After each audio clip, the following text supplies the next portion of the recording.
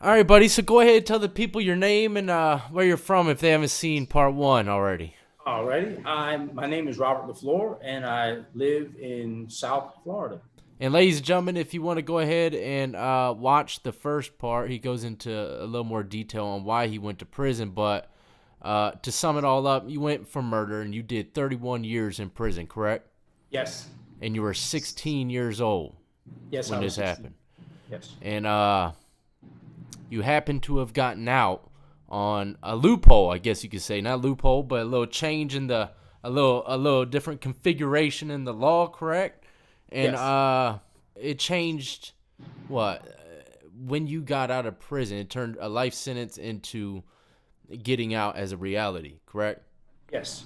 Man, I mean, I really there's a bunch of questions I want to ask that I didn't ask in the first one. From what I've seen and gathered, man, it's like almost as though you ain't done no time at all. I mean, you are out here in the mix right now. You're doing. I mean, you've got some of the when you come into the Zoom app, a lot of people have problems. You come right in, the audio, everything's perfect. You got a YouTube channel. You speak well in front of people. It seems as though.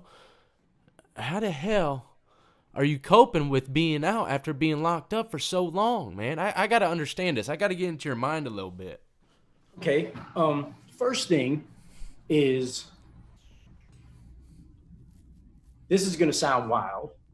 Um, Prison, a lot, mostly was all that I knew.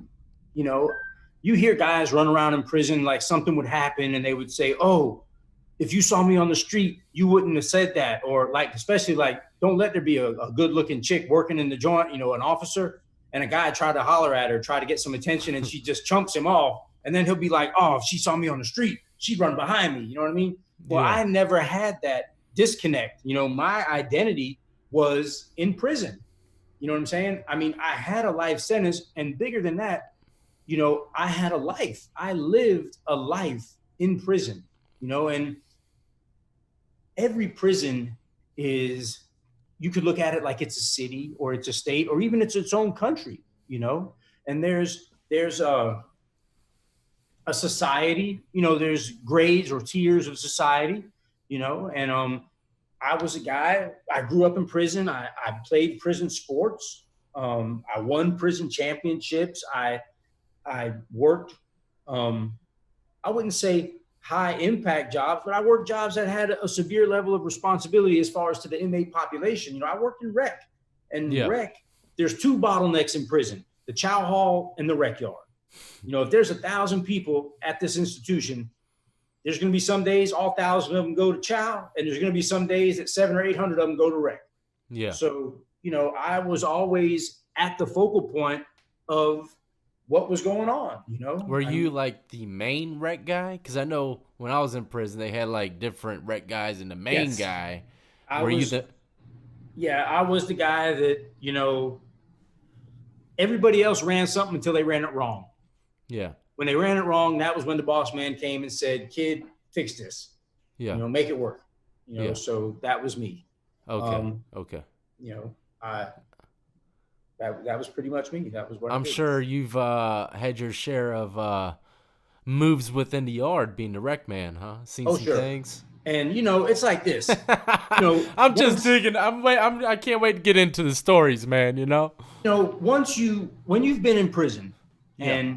and you've seen the way things move, right? You walk out of the office on the rec yard, and now when people are mingling together, everything is smooth, everything's fine, everything's great. When you walk out there on the rec yard and you see a pack of guys over here, and another pack of guys over here, and another cluster of guys over here, and a big wide open space in the middle, you say it's about to go down, because Yeah. nobody Yeah. wants anybody who's not in their circle up around them. You know what I'm saying? Everybody's Yeah. circled the wagons, and shit's about to go down. And Yeah. yeah, I've seen it go down plenty of times. I've seen it go down. I've seen it go up again, and seen it go back down again. Before we get into the prison stories, man, I got to know a little bit more about this coping thing and getting out after 31 years. I mean, how was it? How was it? Stepping on carpet again, opening up a refrigerator. I mean, Well, what? here's how it went down for me, right? Um, I got released like 39 hours after I got resentenced. So uh, I never experienced the transition. You know, the whole time I was locked up with dudes with life sentences. I was in the life for cell when they rolled my door and said, "You're going home." So Yeah. I never got to be around short timers. I never got to do the whole short timer thing. You know, I went from having forever to going home 39 hours later, you know, and I thought I was going to go back to prison for about 29, 30 more months. And it just happened a different way, you know, surprise, surprise. Yeah. So I got out and I ended up staying in a hotel for the first couple of days and then moved to an extended stay hotel because no one was really prepared for me to be here.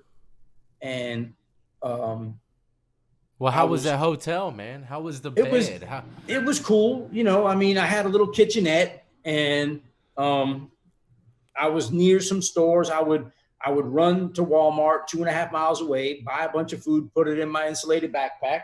Hold on a second, I'll show you my insulated backpack right here. And Jesus. Igloo. Igloo, that's right, Igloo. They're not paying me, but Igloo, you know what I Hey, mean? yeah, they And should be. They yeah, should maybe, be. maybe. And I would fill it up with meat and cheese and eggs and stuff, and then I Yeah, would yeah. jog back to the hotel and put it in the fridge. That's And cool, man. second thing I bought was an air fryer. Uh huh. And then, look, you couldn't tell me anything. I had a refrigerator and an air fryer. I was hanging out. And YouTube, I was learning how to do pork chops, lamb chops, Cornish hens. I was eating everything under the Oh sun. my God, that's unbelievable, Yeah. man. Listen, if there was a disaster today, right Yeah, now, meteor, whatever, and I was the last guy on earth, or thought I was the last guy, the first thing I would do is I would go to a store, get a bunch of hard drives, and download as much of YouTube as I could, and get a bunch of yeah, solar cells because I huh? would not want to lose that. You know what I'm saying? Yeah, I would I not know want to that's lose right. YouTube. I'll tell you what, when it came to doing anything, when it comes to electronics or technology, I probably learned 90 to 95% of it from YouTube, man. It's Everything, incredible. It's just incredible. And about. then when people say, I'll call somebody, even still to this day, it's not really installed in my process. So I'll have an issue and I'll call my brother and I'll say, hey, man, what do I do with this? And he'll say, man, just check YouTube. And I'm like, damn, I can't believe I didn't think of that myself. Yeah, yeah. YouTube, it's amazing. It's amazing. Well, I mean, you've had a little taste of YouTube. I think your video's going on 30,000 views now. Wow. Uh, I mean, have you read any of the comments? What do you think about that? I Do you saw, have a tough skin? That's a question. yes, I saw some of the comments. And one of the things that if I could just respond in general, Oh, um, go ahead. some people have uh, vented about me having a sense of humor, Yeah, and the bottom line for that is we are adaptable people, and when faced with all the time I did in prison, and I've had cops that I worked for say that I didn't act like I was in prison. They would say stuff like I didn't have the necessary shame, or I didn't act like I had a life sentence. Like they wouldn't know I had a life sentence until they looked me up. And the thing is, I mean, what are you going to do? You're going to wake up every day and cry? I mean, how could anybody live like that? How can anybody yeah, just wake up and say, woe is me? And another part of it is, I'm new and I know that I am guilty of a crime, and I knew it then. So there's a lot of guys who torture themselves. They try to find some little pebble, some little crumb of resistance to say, the judge said and when he should have said or the prosecutor shouldn't have been able to show this one thing. I mean, the prosecutor has 99 witnesses that saw a guy do something, and one witness says that they thought he had a bear on the back of his shirt when it was a lion. And he says, look, it was a bear. It was a bear. That wasn't me. And he drives himself crazy trying to convince himself that based on this one little technicality that he's not guilty of what he did. And it ends up eating people like cancer, yeah, I mean, I am nowhere near proud of doing what I did. It was when you're young, and I'll just ask you a simple question. If I said, Death, I'm going to give you all the resources and all the help and all the supplies you need to build a house, How long would it take you to build a house with all the resources and all the help you needed? How long would it take you to build a house? What do you think? 3, 4 days, a week, maybe? It depends. It Is it a depends, right? mansion? It depends. However big it is, however big it is, right? How Yeah, big it is. yeah, But now yeah. the next question is this: if I gave you a wrecking ball and said, destroy the house, how long would it take you to destroy it? Rather quickly. Rather quickly. And Yeah. when I was young and I was dumb, I mistook the ability to destroy and wreck things and be destructive with power and strength. When the truth is, it's really just a bunch of weakness. Mm-hmm. It's harder to build something. It's more rewarding to build something.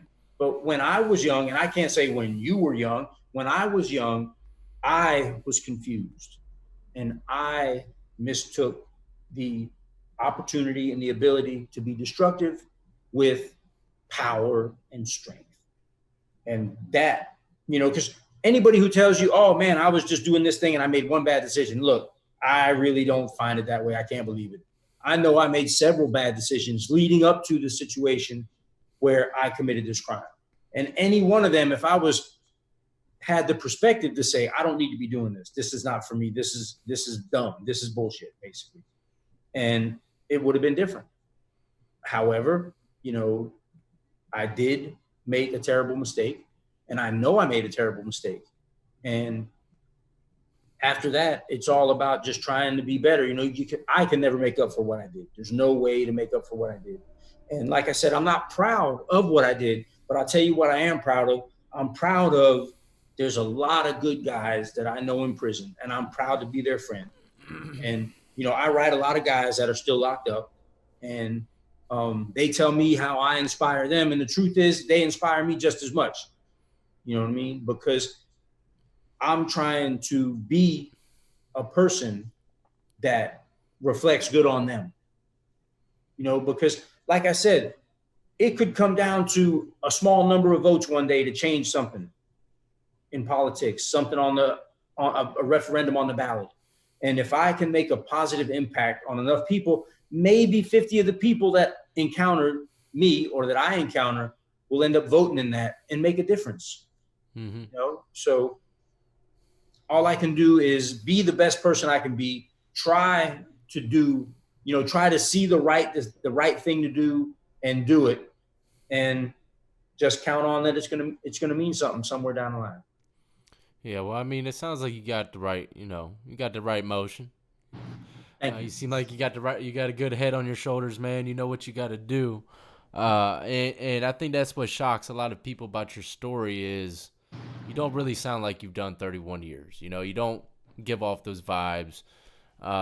You just seem like the average Joe walking down the street, man. And when it comes to technology and public speaking, like I said, I mean, you're really good at it, man. So it took I me. wish I knew more about technology than I do. Sometimes my TV outsmarts, and there's Yeah, nothing I can that do damn about it. TV, boy, them things are smart, man. Yeah.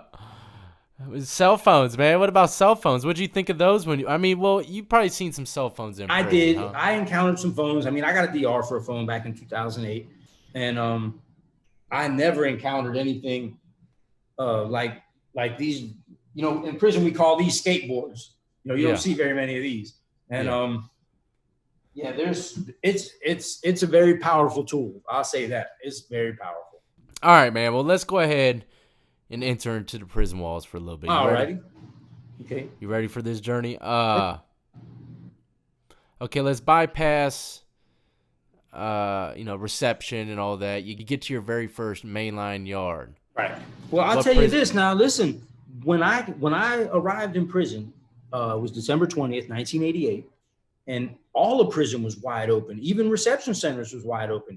And I was 5'6". I weighed like 132 pounds, and I'm in line, and they're snatching all the YOs out and sending them to the YO side. And the cop says, "Hey, man, get over there."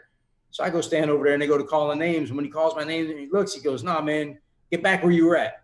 So I go back over there with the grown-ups.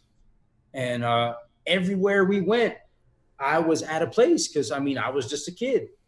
And when I got to, I spent, I went to Hendry on January 21st in 1989, and it was 850 people. There was only 3 guys under the age of 21. There was one guy who was 18, and me and another guy. I was 17 and he was 17, and that was it. So Well, at everywhere least I you had went, someone. At least you had someone close to your age, oh, that and you kind of I talked knew to. him. We were in the county jail together, so I even knew who he was. We were I'm in the same guessing. dorm. Yeah, we were Did in the he same have dorm life for a as while. well? No, he had 25 with 3 mandatory. Okay. Yeah. Okay. And back then, 25 wasn't very much. They were handing out so much game time back then. They were just kicking guys out. Okay. And like on the yard back then, there was more supervision in my high school than there was on the prison yard back then, as opposed to now. Now they will not open the yard. They being the system, the way it is, they will not open the yard unless they have like 6 or 7 cops, and then they only let 2 dorms out. Back then, they were letting everybody out all at one time, and there wasn't a cop to be seen. The only time the cops came out there was to put somebody on the stretcher or shake somebody down if there was a situation where they had to come out there and investigate something. And then they would come out in force and line people up and do their thing. But other than that, I mean, it was run what you brung, And, I mean, literally. So they didn't separate you in no kind of way or fashion. Not at all. Not at all. 16 years old. 16. Well, I just turned 17 in the county, yeah. See, they can't do that stuff in Virginia because I didn't see no one underage in prison. Like how you see in the movies, when you are at the back gate getting off the bus, the reception sergeant would look you over and he would pretty much know who was going to want to go to check in and who wasn't. And he would look at your charges and he would look at your time. And he looked at me, and it was the whole thing, the graphic, violent thing, he'll hold up some panties and hold up a knife and say, some of y'all are going to get these and some of y'all are going to get these, And he looked at me and he said, Jitterbug, he said, man, you got a long way ahead of you, man. And he said, which line you getting in? I said, which line's going to the dorm? He said, that one. I said, well, that's the line I'm getting in. And I went and got in that line and went to the dorm. And there were grown-ups that were going to check in. They were just the idea of being in prison was too much. And I went to the dorm, and it was a wild scene, and the yard was wild back then, and everything. I mean, 5'6", white boy in Florida, 16. I know you had to have gotten approached by some people, man. Oh, of course. And the truth is, first real altercation I had was about a hat. You know how that goes. A hat. Yeah, it was about a hat. But, it was always, it's more than that. You know what I mean? I had my state hat. I put my state hat on my bed. I went to go do something. Somebody grabbed it, while I was gone. I come back looking for the hat. He's like, I got your hat, blah, blah, blah. So off we go to the laundry room about the damn hat. And the crazy part is about how long were you into your stay when you got into that situation? Oh, that was like maybe the 3rd day, if that. Yeah. Okay. Maybe the 3rd day. And see, back then, when the cops would shake you down, they got you standing there, and he'd get up behind you, and he start to pat down. He'd say, "What side?" And if you said right, he would pat down the left side of your body and say, "Go ahead." If you said left, he would pat down the right side of your body and say, "Go ahead." Oh, because they knew that you had to be strapped. I mean, it was they knew if they took your knife, if they took your knife, it was going to be trouble. And at night, you would hear guys at night on the concrete floor. You'd hear where a guy would drop his knife on the ground, letting people know I'm strapped. And you'd hear other guys. You'd hear clang, clang, clang, clang every time at lights out. And that was guys saying, "Don't come over here with that nonsense. I got a knife." Yeah. And that was basically how prison went. Yeah. I was in a old prison too, and that's how some people did at night. They would get all riled up, worked up, and they would start clanking their bangers on the bars. It was very eerie, man. Very eerie situation, man. Well, it's because nobody wants problems like that. I mean, anybody who says, I want somebody to try to stab me so I can get the hell, that's ridiculous. They're a maniac if that's what they think. Sure. Yeah. And most guys just let it be known they have a knife. You know how it is. I'm going to let you know I got one. Hope I don't have to use one. And that's really what went on a lot. There were times when something bad happened and it got serious. Somebody stole something from someone or tried to rob somebody, or I mean, that's usually where the problem started. And that was that, and things happen. Yeah. Things happen. I mean, back then, I can only imagine. No one ever tried no funny business with you going in there, man? Well, of course, they try everybody because I mean, look, they're already living like animals. They're living like savages, and Yeah. the surprising thing was some guys, like after the first guy tries you, right, and it's more than just standing up for yourself. But there are dudes, especially when you're a little guy. There's dudes that are sitting around waiting, and if you stand up for yourself, they're going to lend you a hand because I mean, look, man, these are grown men. You know what I mean? That's the bottom line. They're grown men. You know, I mean, to make an analogy, it would be like somebody in middle school trying to play in the NFL. These Yeah. guys have It been ain't in happening. prison on the weight pile for 5, 10 years. Yeah. You know what I mean? Even with a knife, I'd have had to get lucky, you know, and but there were dudes sitting around, waiting to see, and they'll wait to see what kind of heart you got, And then the crazy part is there's other guys, other bandits that they'll come around the next night real quiet and they'll be like, listen, man, don't tell nobody, but they offer to give you a blowjob and stuff, because they liked it that you stood up. And it's crazy. I mean, it's just a never-ending cycle of perversion. It's crazy, man. It is crazy. Yeah, it's That's crazy. nuts, man. I've seen some wild stuff though. I've It's seen crazy. some wild stuff, and I've told some wild stories. It Crazy. is a house of perversion. That's for sure. It Oh, is what it is. It's crazy. It's a different world for sure. How long was it before you got your first weapon? that was like the second time the yard opened. Yeah. From yeah, before the first night. I mean, before you get to your new prison, you go through orientation a little bit, then they just send you to your dorm. And like I say, my homeboy who was there, who was 16, I saw him, he saw me, and he's like, "Hey man," and we went to talk, and he's like, "Look, man, you better get a knife." You know what I'm saying? I said, "Well, where can I get one?" He says, "I got you. Hold on." And he Yeah. went and got one. He middlemanned it, and then and that was it. And you took the knife everywhere, everywhere. You didn't get up, you didn't brush your teeth without a knife. You didn't, wherever you went, you took it. Yeah. Because everybody else had one. And it was one of those situations where you'd rather get caught with it than get caught without it. Yeah. You know? Was there ever a time where you had to pull the shit out or actually had to use it in prison? I actually about that state hat. Yeah. Yeah, about the state hat. Yeah, Oh damn. So that yeah. was like the third day in. That was about the third day in. Yeah, I That's mean it was crazy, man. nothing serious, and I didn't have like a ginsu. I just had a little poker, just enough to get somebody up off me if they were on me.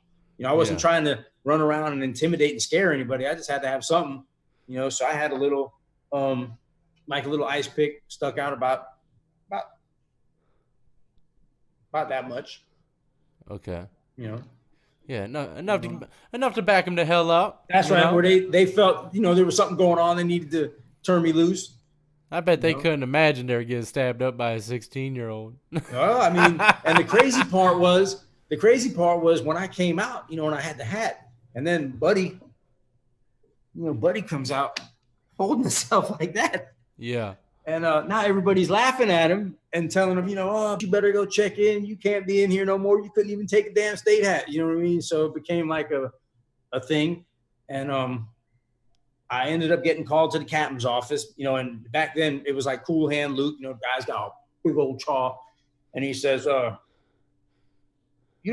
you somebody up. And I said, no, I ain't stabbing nobody. He says, come on, man. He says, you want to go back to the dorm? I said, yeah, I want to go back to the dorm. He says, you sure? I said, yeah. So I go back to the dorm. And then later on that day, they came and locked the other guy up because I guess the same guy who told on me ended up telling on him. And when he went up there, I guess they checked him and he had a wound and they Yeah. locked him up. And I never saw him again. Well, I did. I saw him about 16 years later. And by then I was 6'1", 210 pounds. A force to Yeah. reckon with now. Yeah, Huh? yeah, yeah. It was a Yeah. little different then. I've Yeah. actually seen guys there was a riot, right? There was a riot back at Henry in 1989.